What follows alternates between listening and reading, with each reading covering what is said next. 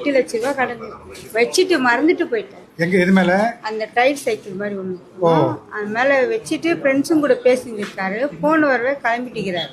Okay okay. அவர் சொன்னது இதெல்லாம் என்கிட்ட எப்படி விட்டு போனீங்கன்னு நான் கேட்டோம். அவர் சொன்னார் இது மாதிரிமா சொல்லி. ஓகே. நம்ம வீட்டில் இருக்கிறது 2 சவரம். ஆமா 45-50 சவரம் இருக்கும். அதோட மதிப்பு கிட்டத்தட்ட ஒரு 50 லட்ச ரூபாய்க்கு மேல இருக்கும் இன்னைக்கு. அதை பார்த்த உடனே உங்களுக்கு ஆசையா வரலையா? வேணாம் நம்மளுக்கு ஏன் இவ்வளோ நகை பார்க்கும்போதே பயமா இருக்கு.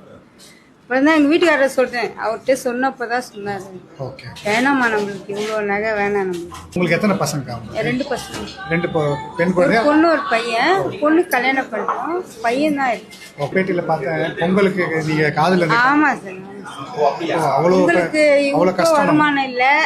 எனக்கும் பையனுக்கு தான் வேலை சம்பளம். எங்களுக்கு 5ஆம் தேதி சம்பளம். இப்போ நடுவில் எப்படி இப்போ காசு இருக்கும்? கம்மல் வந்து நீங்க அடமானம் வச்சு தான் பொங்கலே இந்த வாட்டி பசங்களுக்கெல்லாம் துணி எடுத்து. ஆமாம் அடமானம் வச்சு தான் என் பசங்க துணி எடுத்து கொடுக்கலான்னு நினச்சேன். அதுங்காட்டி சிஎம் சார் எங்களுக்கு 1 லட்ச ரூபாய் கொடுத்தாரு.